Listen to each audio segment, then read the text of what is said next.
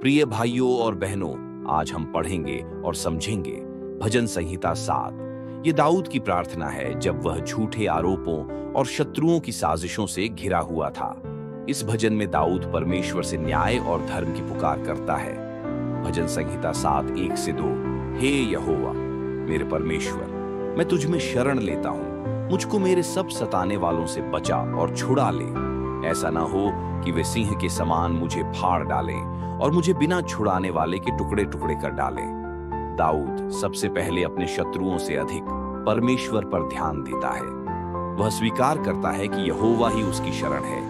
भजन संहिता 7, 8 से 9।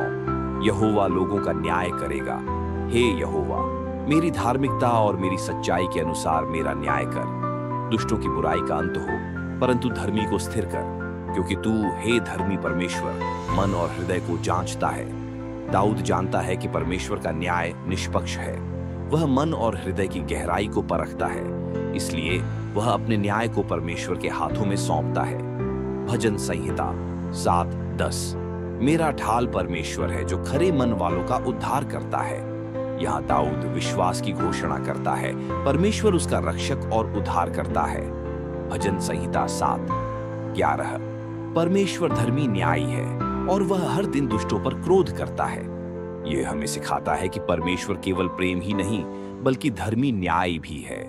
वह पाप को अनदेखा नहीं करता। भजन संहिता 7, 17।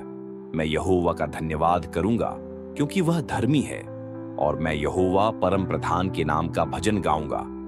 भजन का अंत स्तुति में होता है।